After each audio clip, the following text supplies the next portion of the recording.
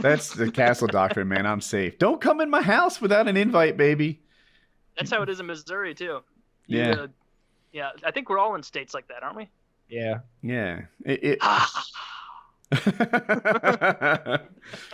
Yeah, man. North Carolina, if people have no idea, the castle doctrine means that it used to be, and I learned a lot about this during my concealed permit course, that if someone was already in your house, you couldn't shoot them. Like there they are with your toaster, like clearly stealing it. That's like proof of intent not to hurt you. They have to like drop the toaster and run at you for you to be clear to shoot in the old days. Interestingly, though, if they were banging on your door, you could shoot them through the door if you wanted. But if they're already in the house and there they are with your toaster, no shooting. Now, if they're in your house, open fire. Like that's how the castle doctrine works. If there's bad guys in your house, you don't have to wait for them to prove that they're bad. Well, but if it turns out that they weren't bad, you're going to be in a lot of hot water. I guarantee you that if it's your concussed elderly neighbor looking for help for his wife and you've gunned him down without even like checking a pulse, like there's going to be hell to pay. Probably. And concussed elderly neighbors are a pretty extreme scenario. But if it's like your propane guy who thought he could just enter the house, and check on things without talking to you first, you're probably clear. Like, damn. You don't know Larry the propane guy? I don't. Damn, he sells propane and propane accessories. I don't know how close you guys are to like driving into another state from where your house is. Not very close. So when you took your concealed weapons permit, did they have to like give you rules for the surrounding states? Yes, it's interesting you bring that up because it's only just recently that South Carolina has implemented reciprocity for their concealed carry permits with Georgia. Up until then, it was like my permit didn't work in South Carolina, but it worked everywhere else surrounding, and maybe 40, 45 other states in the union.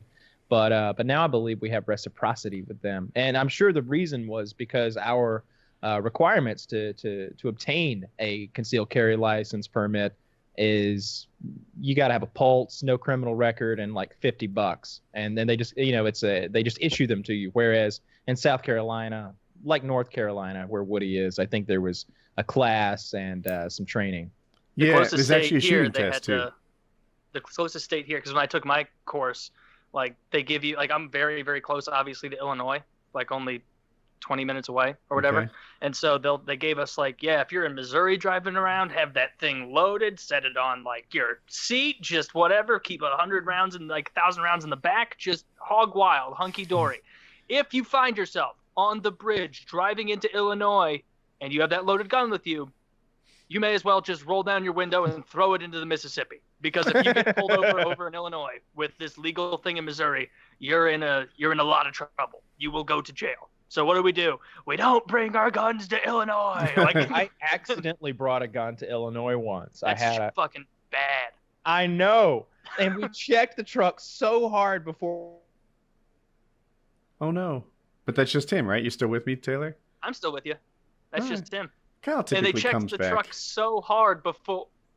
What next? We're on the edge of our seat. We want to know. I'm just trying to remember where it left off, because it's going to speed up his voice in a couple seconds, and it's going to go.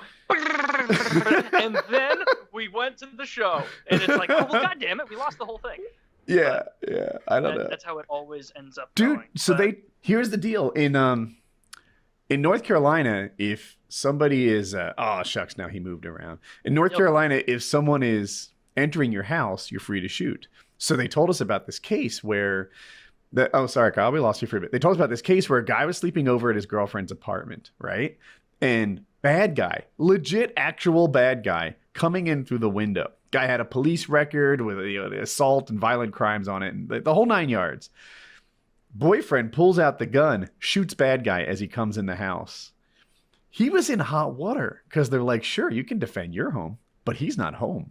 He's at his girlfriend's place right now. And, suddenly like he was supposed to retreat or something. I don't know. But he ended up winning, but he had like that would be crazy if he lost. What was he supposed to do? Hand the gun to his girlfriend, who purportedly doesn't have any gun knowledge? Like, how is that better? Yeah. If I'm at Kyle's house and if Kyle's at my house and I assume I know nothing about guns and someone's knocking on my door trying to bust it down, Kyle has to give me a gun and be like, all right, That's the safety. You're gonna want to keep your finger off the trigger until he bursts through the door and starts firing at us. Don't worry, those are Full Metal Jacket rounds. They're gonna go right through the wall and him. Yeah, right through the wall and him and your neighbor and your neighbor's neighbor and. Yeah. So aim low. Yeah. So to me, my home is wherever I'm sleeping that night. Like if I'm in a hotel room, I feel like the castle doctrine, I don't know if it does, should extend to that hotel room I'm in. I agree. You know. I agree. I think it does. I think there's a whole thing.